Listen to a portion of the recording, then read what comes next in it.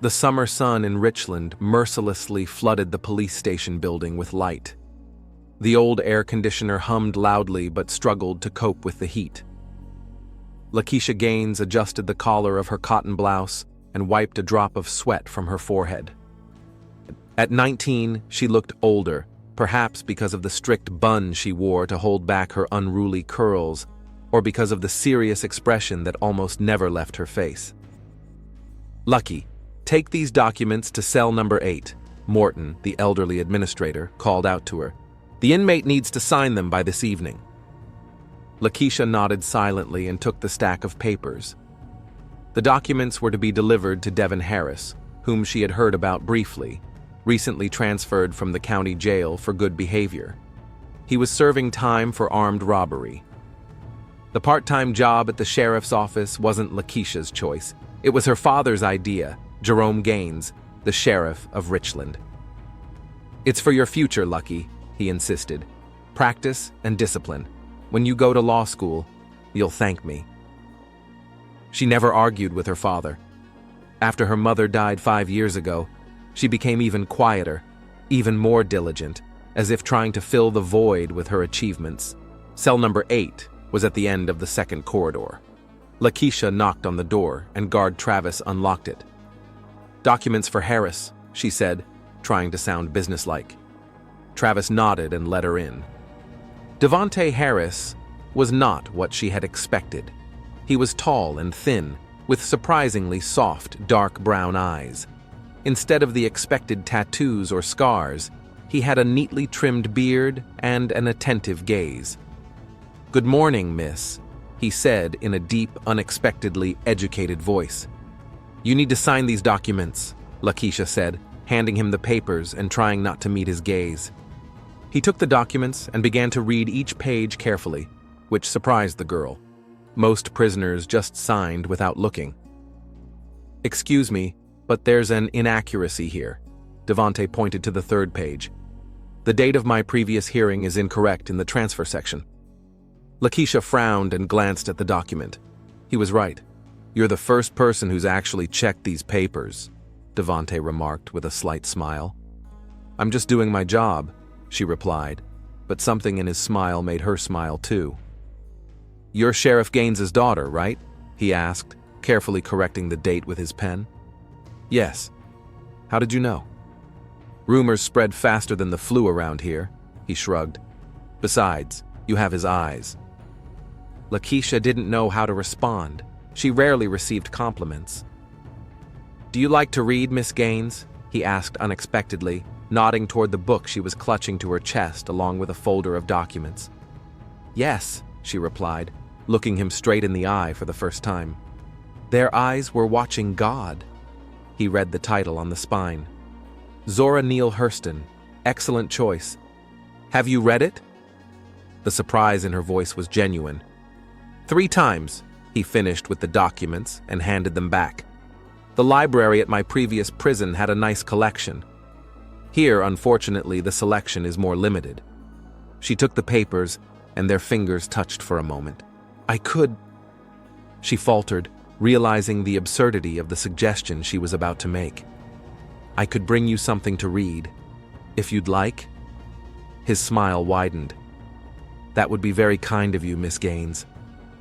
As she left the cell, her heart was beating faster than usual, and it wasn't because of the stuffy corridors. The next day, Lakeisha brought him Ralph Ellison's Invisible Man. Devonte was delighted. Their conversation went on so long that it aroused Travis's suspicion. "Is everything all right, Miss Gaines?" he asked, peeking into the cell. "Yes, just discussing literature," she replied, blushing. That was the beginning. First came the books. Then short notes tucked between the pages. Soon, Lakeisha began finding excuses to visit the wing of the building where Devonte was being held. 2 weeks later, she discovered that the utility room next to the laundry room was left unlocked during lunch break, and that Devonte worked in the laundry room on Tuesdays and Thursdays. Their first kiss happened right there, among the stacks of clean sheets and the smell of laundry detergent. She knew she was risking everything: her reputation, her father's trust, her future. But she couldn't stop. At 28, Devante saw and understood the world like no one else she knew. He talked about books, jazz, and the trips he had taken before he went off the rails. He said she was his chance at redemption, his hope for the future, and she believed him. Their secret meetings became regular. 20 minutes of stolen happiness twice a week. Sometimes they just talked. Sometimes they kissed feverishly, as if afraid that their time would run out too quickly. And then their relationship crossed the line, and the utility room with clean sheets came in handy. "I love you," Devon whispered, kissing her neck. "When I get out of here, we'll be together, I promise." And she believed him. She believed every word. 2 months into their relationship, Lakeisha first felt unwell. At first, she blamed her fatigue and headaches on stress. College exams were coming up, and her father needed help with a new school safety project. But when fever and swollen lymph nodes were added to the mix, she became concerned. "You look terrible," said Shania Tompkins, her best friend since kindergarten, when she saw Lakeisha in the college cafeteria. "And I don't mean a little tired. You look sick." Shania worked as a nurse at a local clinic while finishing her medical degree. Unlike the quiet and reserved Lakeisha, she was loud, bright, and straightforward. "I'm just not getting enough sleep," Lakeisha dismissed, poking at her cold lunch with a fork. "Don't lie to me." Shania folded her arms across her chest. "How many days have you been feeling like this?" "A week, maybe 2. Will you come to the clinic today?" It wasn't a question. "I finish at 6. We'll take some blood for testing just to rule out anything serious." Lakeisha nodded, too tired to argue. At the clinic, Shania was completely different. Professional, focused. She took the blood carefully and promised to rush the results. "I'll call you tomorrow," she said, hugging her friend goodbye. But Shania called 2 hours later. Her voice sounded tense. "Can you come over? We need to talk." Something in her friend's tone made Lakeisha's heart ache. The clinic was quiet. The workday had long since ended. Shania was waiting for her in a small consultation room, a folder of results on her lap and an expression on her face that Lakeisha had never seen before. "Is it something serious?" Lakeisha asked, sitting down across from her. Shania took a deep breath. "I'm so sorry, Lucky, but your HIV test came back positive." The words hung in the air. Lakeisha blinked, as if she didn't understand their meaning. "It's a mistake," she finally said. "There must be a mistake."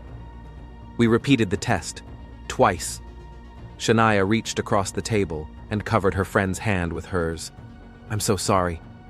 "But how?" Lakeisha began, and then the realization hit her with such force that it took her breath away for a moment. "Devante." "Who?" Shania frowned. "No one," Lakeisha said quickly, standing up. "I have to go." "Lucky, wait. We need to discuss treatment, next steps." But Lakeisha had already run out of the office. Her ears were ringing and her vision was blurry. She didn't remember how she got to the police station, how she walked past her father's surprised colleagues, or how she ended up at the laundry room door. Devante was there, sorting clean laundry. When he saw her face, he knew instantly that something was wrong. "Lucky? What happened?"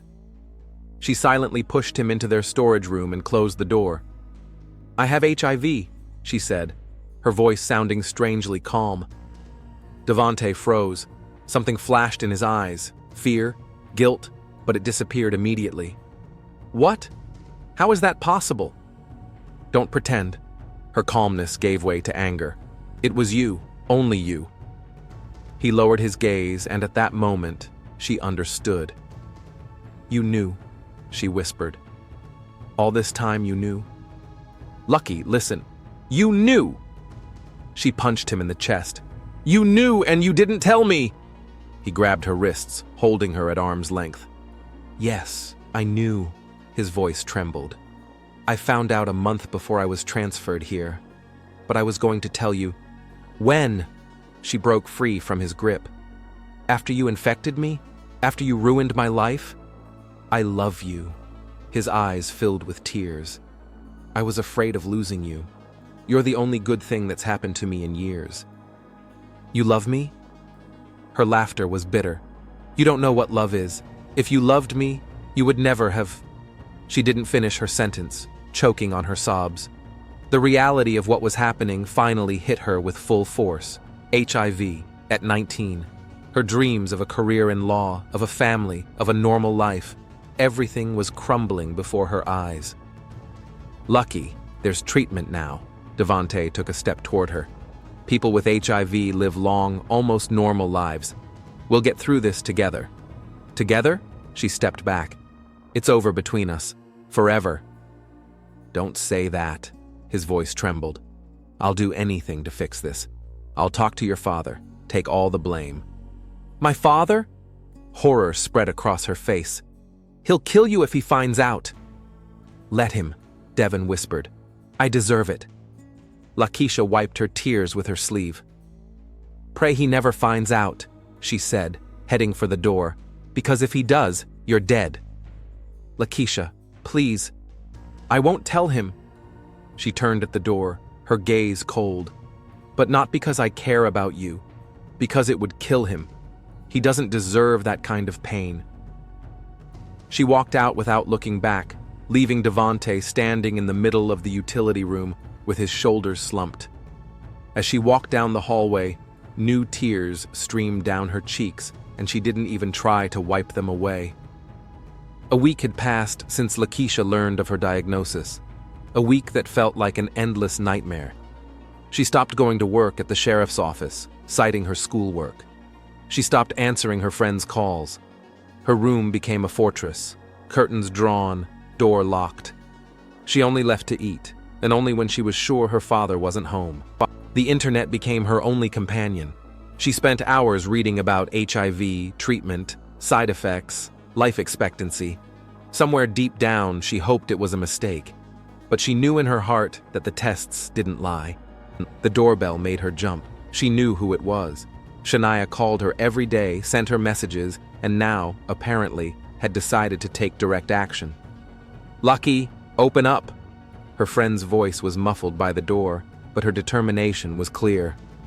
"I know you're there, and if you don't open the door in 10 seconds, I'll tell your father that you locked yourself in because of drug problems." Lakeisha sighed heavily and opened the door.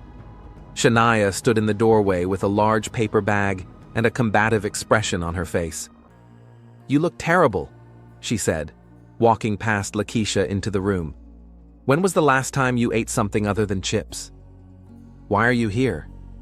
Lakeisha's voice was quiet and lifeless. "Because I'm your best friend, and I'm not going to stand by and watch you destroy yourself," Shania began, taking containers of food out of the bag. "I brought soup and cookies, your mom's favorite recipes." At the mention of her mother, Lakeisha's eyes filled with tears. "What would she think of me now?" she whispered. "She would hug you and tell you that you can do it." Shania put the food down and walked over to her friend. "Because you're strong, Lucky. Stronger than you think." She hugged Lakeisha, who finally allowed herself to cry on her friend's shoulder.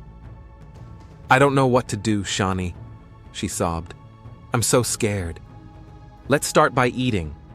Shania gently pushed her away and wiped the tears from her friend's face. "Then we'll talk about what to do next." They sat on the bed, eating chicken soup, and for the first time in a week, Lakeisha felt a little better. "Did you make an appointment with an HIV specialist?" "No." Lakeisha looked down. "I'm afraid someone will find out." "Lucky, you need to start treatment as soon as possible. The sooner, the more effective it will be. These days, with the right therapy, people with HIV live long, full lives." "I know. I've read about it." "Then why are you hiding?" Shania took her friend's hand. "And by the way, you never told me how you got it. You didn't have a boyfriend." Lakeisha turned away, but Shania gently turned her face back. "Lakeisha, who is this? It's complicated. I've been your best friend since childhood. What could be so complicated that you can't tell me?" Lakeisha took a deep breath. She needed to get it off her chest. She needed to share this burden with someone. "Devonte Harris," she said quietly. "He's an inmate at the prison where I work." Shauna's eyes widened in shock. "An inmate? Lucky, are you serious?" "He's not what you think he is." Lakeisha pushed her plate away. "He's educated, well-read. We talked about books, about music. He listened to me like no one ever has.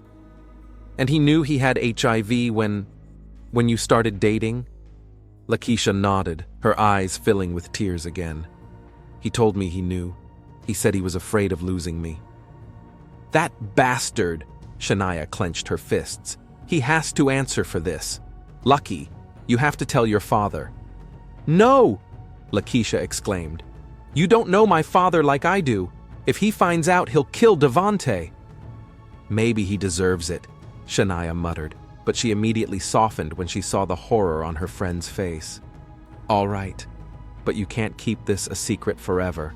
Your father needs to know so he can help you." "I'll tell him," Lakeisha sighed, "but not now. I need time." "Okay," Shania squeezed her hand, "but I'm making you an appointment with Dr. Robinson. He's an HIV specialist and a very sensitive man, and I'll go with you." Lakeisha smiled weakly. "Thank you, Shani. I don't know what I would do without you." "You'd starve to death in your room," Shania winked, trying to lighten the mood. "Now let's braid your hair and watch that show you always put off because of school."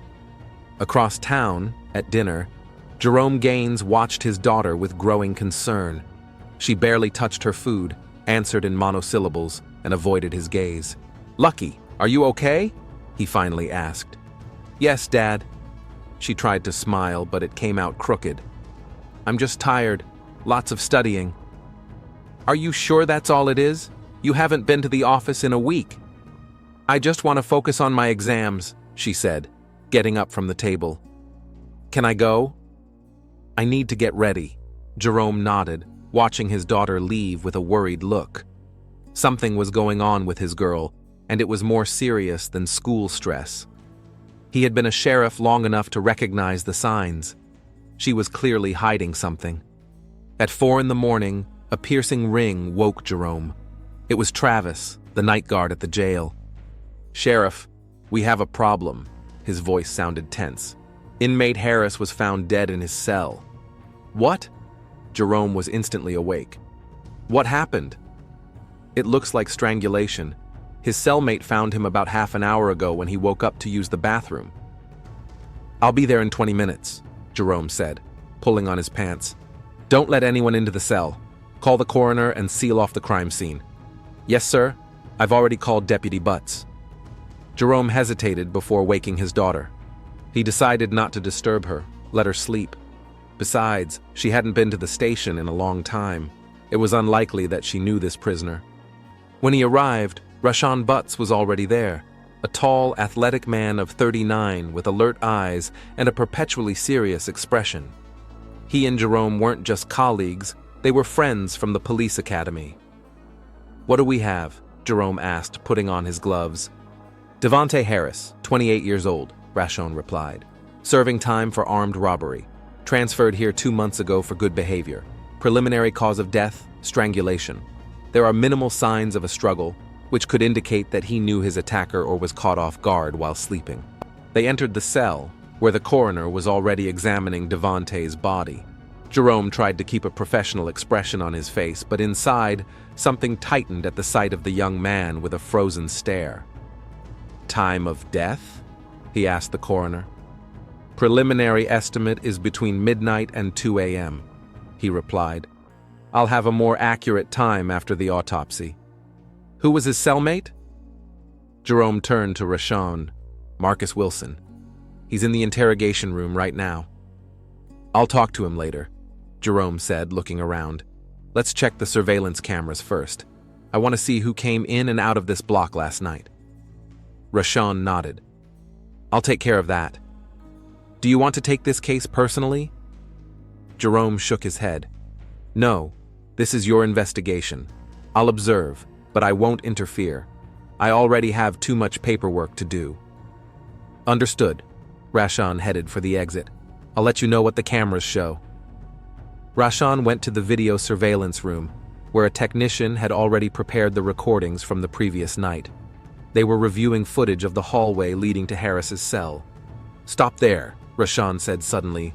"What's that?" The time on the screen showed 11:45 p.m., and then the recording suddenly jumped to 2:15 a.m. "There's a gap in the recording," the technician frowned. "That's strange. The system is new, there shouldn't be any glitches." "Check the other cameras for the same time period," Rashan ordered. The technician quickly switched between recordings. All cameras inside Block B have the same gap. The external cameras were working normally.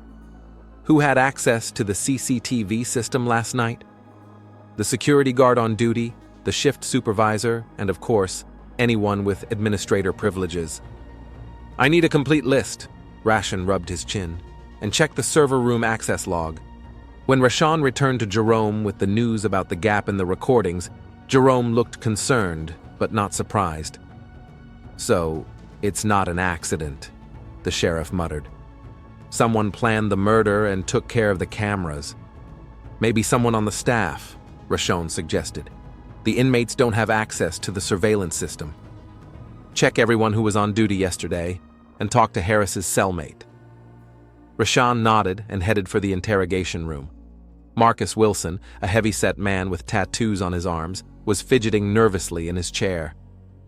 "I didn't see anything, I swear," he began as soon as Rashan entered. "I was asleep. I woke up to take a piss, and that's when I saw something was wrong with him." "Tell me more." Rashan sat down opposite him. "What time did you go to bed?" "After lights out at 10. Devante went to bed too. He was reading a book, then turned off the light." "Did you hear anything unusual during the night? Footsteps? Voices?" Marcus thought for a moment. "I thought I heard someone opening the cell door, but I figured it was just the guards making their rounds." "What time was that?" "I'm not sure. I was half asleep, maybe around midnight." "Did you see who came in?" "No, I was lying with my back to the door. Then I fell back asleep." "And you didn't hear anything else? Any sounds of a struggle? Talking?" "No, nothing like that. Devante was a quiet guy, kept to himself. He read a lot." "Did he have any conflicts with any of the other inmates, or the guards?" Marcus shook his head. "No, not that I know of. He didn't really talk to anyone except—" He paused as if remembering something. "Except who?" Rashan asked, alert. "Well, there was this girl, the sheriff's daughter. She brought him books and they would talk for a long time." "But that's nothing, right? She's just being nice." Rashan tried to hide his surprise. "The sheriff's daughter? Lakeisha?" He decided not to mention it to Jerome yet. He needed to check the information first. After questioning his cellmate, Rashan spoke with the night guards.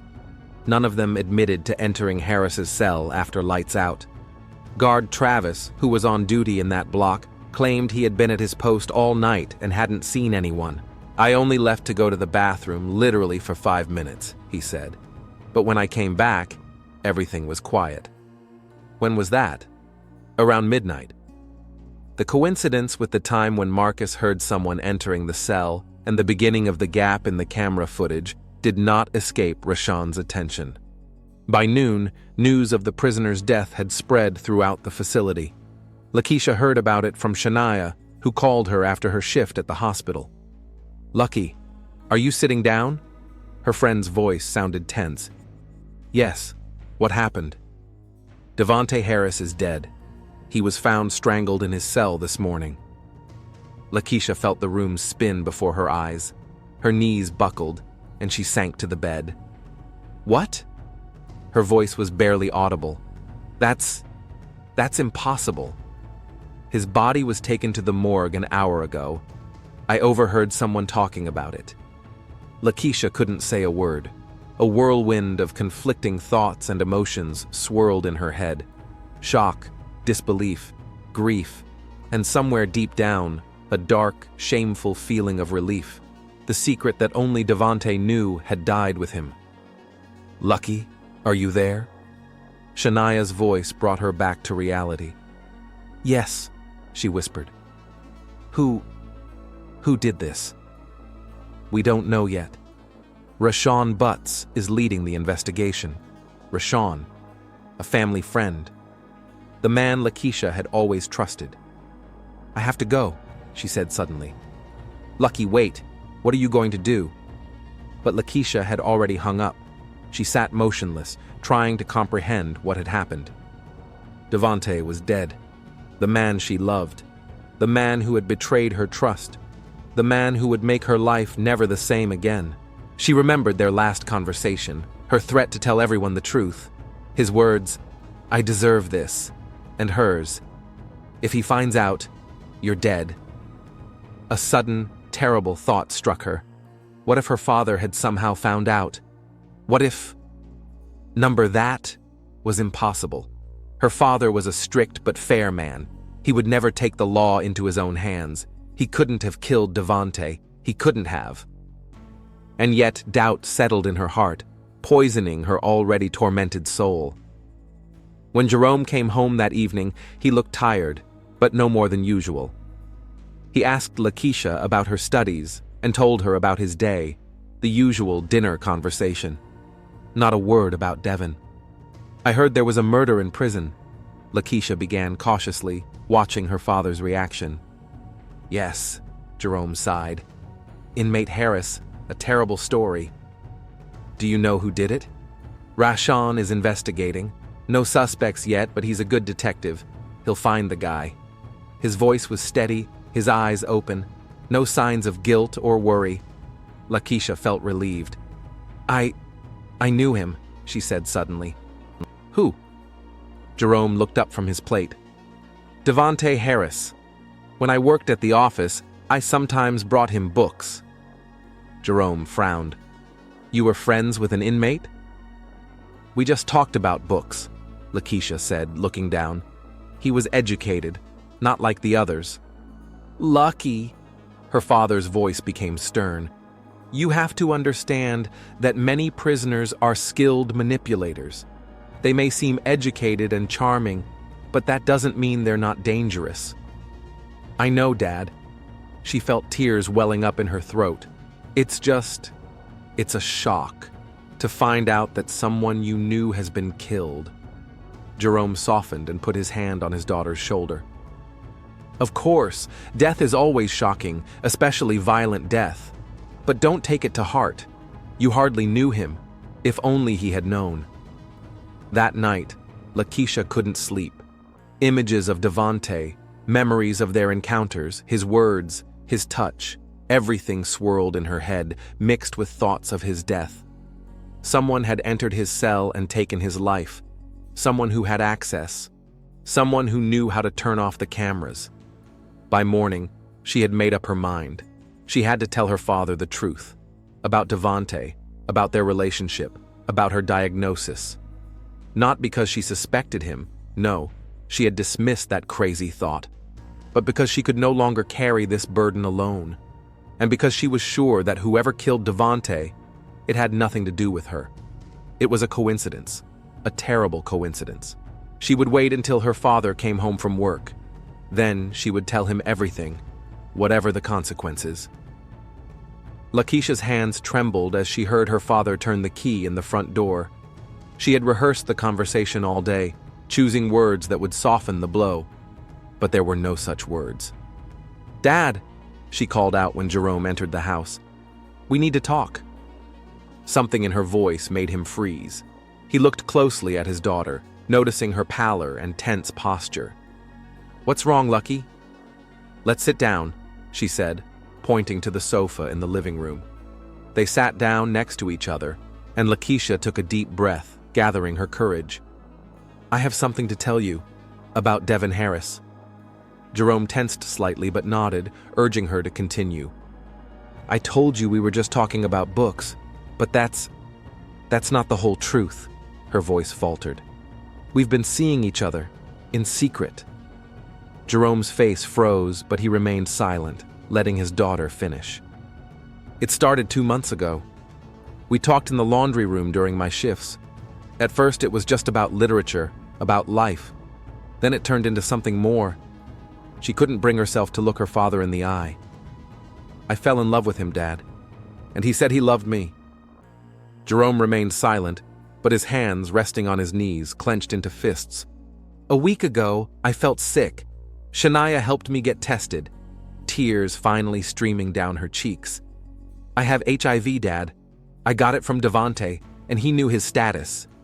He knew all this time and didn't say anything to me. Jerome closed his eyes. When he opened them, his gaze was cold and empty. Why didn't you tell me sooner? I was afraid, she whispered. Afraid you'd be disappointed in me. Afraid you'd hate me. I could never hate you, Lucky. His voice sounded even, too even. You're my daughter. You're all I have. He pulled her close, holding her tightly, and she burst into tears on his shoulder, just like when she was a child. I'm so sorry, Dad. I'm so sorry.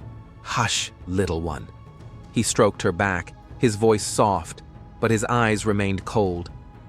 Everything will be all right. I promise, everything will be all right. They sat like that for a long time until Lakeisha's sobs subsided. Finally, she pulled away and wiped her eyes. I know this is a lot for you. Too much. Have you started treatment? He asked. Yes. Shania helped me make an appointment with Dr. Robinson. He says that with modern therapy, I'll be able to live a normal life. The viral load will be undetectable, and I won't be able to infect anyone. Okay, Jerome nodded. That's good. He stood up and paced around the room as if trying to control his emotions. Do you suspect me? He asked suddenly, stopping at the window. What? Lakeisha was confused. About Harris's murder. Did you tell me now because you suspect I might find out and take revenge? No, she exclaimed. I just couldn't keep it to myself anymore. And I wanted you to hear it from me, not from someone else. Jerome looked at her for a long time, then nodded. I understand. Thank you for your honesty, Lucky. Now you need to get some rest. We'll talk about everything tomorrow. About treatment, about your future, about everything. When she went to her room, Jerome remained alone in the living room. His outward calm collapsed, giving way to rage so intense that he struggled to keep from tearing the room apart. He sank into a chair and covered his face with his hands. His girl, his little Lucky, HIV positive. Her life, her dreams, everything had been changed because of that bastard Harris. He knew he had done the right thing, and if he had to do it again, he wouldn't hesitate for a second. That same evening, at the Richland Police Department, Rashawn Butts continued working on the Devin Harris murder case. He was reviewing the CCTV access logs when there was a knock at his office door. Come in, he said, without looking up from the screen. Shania Tompkins entered the office, nervously twisting the strap of her purse. Mr. Butts, can I talk to you? Rashawn straightened up when he recognized Lakeisha's best friend. Of course, Shania. Have a seat. How can I help you? She sat down across from him, clearly nervous. It's about the Harris case. I'm not sure if it matters, but... She hesitated. Any information could be important, Rashawn encouraged her. On the night of the murder, I was coming home from the night shift at the clinic. It was around midnight, and I saw Sheriff Gaines's car in the parking lot by the jail block. Rashawn tensed. Are you sure it was his car? Absolutely. A black Ford Explorer with a small crack in the rear window. I know it well. I went on picnics with them many times as a child. Why did you decide to tell us about this now? Shania looked down. I didn't think it was important at first. The sheriff often conducts unscheduled checks, but then... She fell silent. Then what? Lakeisha told me she had a relationship with Devante Harris, and that she contracted HIV from him. Rashawn leaned back in his chair, trying to process what he had heard. Did the sheriff know about that? I don't think so. Lakeisha said she was afraid to tell him. She knew how he would react. Rashawn rubbed his nose. The picture was starting to come together, and he didn't like it. Thanks for the information, Shania. Please don't discuss this conversation with anyone. After she left, Rashawn sat motionless for a long time, thinking. Jerome was his friend, his mentor. Could he have committed murder? If he found out that an inmate had infected his daughter with a deadly disease, maybe. But suspicion wasn't enough. He needed proof. The next morning, Rashawn returned to the evidence. Devonte Harris's uniform was sealed in a plastic bag. During the initial examination, nothing remarkable had been found, but Rashawn decided to check again, more thoroughly. He slowly examined every inch of fabric under a bright lamp. On the sleeve, he noticed something, a few short hairs, barely visible to the naked eye. He carefully collected them in a separate evidence bag. "Send it for analysis," he told the technician. "Urgent. I need to know whose hairs these are and from which part of the body." The results came back a day later. The hairs were from a beard and belonged to a man of African American descent, approximately 50 to 60 years old, with a characteristic shade of premature gray with a reddish undertone. Jerome Gaines had a beard like that. Rashawn remembered the morning after the murder. Jerome had come to the station with a small cut on his chin. Bad shave, he had explained at the time, and Rashawn hadn't thought much of it. Now it all made sense. Jerome's beard hairs on the victim's sleeve, a gap in the surveillance camera footage coinciding with the time of the murder, the sheriff's car in the prison parking lot at night, the motive, revenge for his daughter. Rashawn ran his hand over his face. His duty demanded action, but the thought of accusing Jerome, a man he had respected throughout his career, was unbearable. He decided to talk to the sheriff alone, without witnesses, to give him a chance to explain himself. Jerome received him in his office in the evening, when most of the staff had already gone home. "Any news on the Harris case?" the sheriff asked, motioning Rashawn to the chair opposite him. "There's been some progress." Rashawn sat down, staring intently at his friend. "I found hairs on the victim's uniform sleeve. They belonged to a man with a reddish-gray beard." Jerome didn't flinch. "And you have a suspect?" "Yes." Rashawn didn't take his eyes off Jerome. "The day after the murder, you had a cut on your chin. From shaving," Jerome shrugged. "Where are you going with this, Rashawn?" "Your car was spotted in the prison parking lot on the night of the murder." Around the same time, there was a gap in the surveillance footage. Jerome's face remained impassive. "Those are serious allegations, Deputy. Do you have anything concrete or just guesswork?" "I know about Lakeisha and Harris," Rashawn said quietly. "I know he infected her with HIV. And I think you knew too, Jerome." For a moment, something flashed in the sheriff's eyes. Pain, anger, despair. But he quickly regained his composure. "My daughter only told me about it yesterday," he replied in an even voice. "And before that?" Rashawn leaned forward. "You didn't suspect anything? You didn't notice that something was wrong with her? That she stopped coming to work, became withdrawn?" "I thought it was because of her studies." Jerome stood up and walked over to the window, turning his back to Rashawn. "She was always so hard-working, so eager to be the best." "Jerome," Rashawn also stood up. "If you did something, tell me." "We're friends. I'll understand." A long silence hung in the office. Finally, Jerome turned around, his face completely calm. "You're accusing me of murder based on a few hairs and rumors? That's not even enough for a warrant." "I'm not pressing charges yet," Rashawn replied. "I came to you as a friend before acting as a law enforcement officer. Then as a friend, I advise you to continue your investigation. Look for the real killer." Jerome returned to his desk. "Now, if you have no further questions..." Rashawn realized that the conversation was over. He nodded silently and left the office. Once back in his office, Rashawn made a difficult decision. He requested a warrant for a DNA sample from Jerome Gaines to compare with the hairs found at the crime scene. The judge, who knew of the sheriff's impeccable reputation, hesitated but ultimately signed the document. When the test results confirmed the match, Rashawn knew he had no choice. With a heavy heart, he gathered all the evidence and headed to the district attorney's office. That same evening, when Rashawn pulled up to the Gaines house with an arrest warrant, Jerome was already waiting for him on the porch. It was as if he knew this moment was inevitable. "Is Lakeisha home?" Rashawn asked.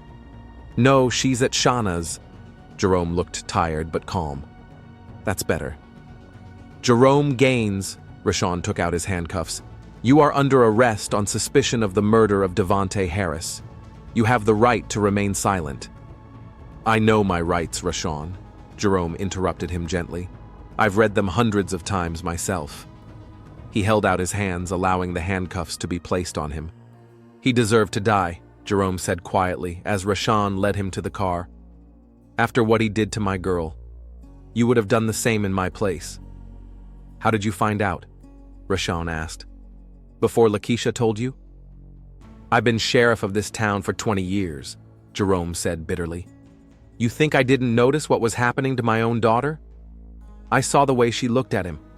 I saw how her schedule changed so she could spend more time at the station. And then she suddenly stopped coming to work and started avoiding me. Why didn't you talk to her?" "I hoped it was just a phase, that it would pass." Jerome shook his head. "And then I saw her medical records. Dr. Robinson is an old friend of mine. He didn't say it directly, but he made it clear that Lakeisha needed help and that she had a serious illness. And you decided to take justice into your own hands," he said. "That wasn't a question."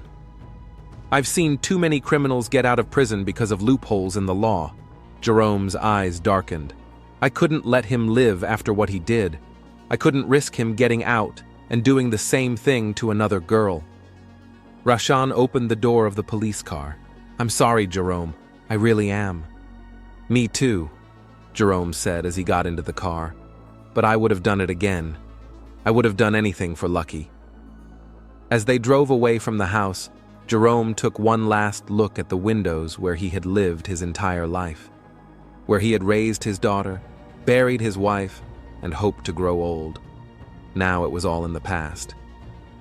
"Take care of her, Rashawn," he said, staring at the road ahead. "When I'm gone, promise me you'll look after my girl." "I promise," Rashawn replied, and that was all he could do for his friend, who had become a murderer out of love for his daughter.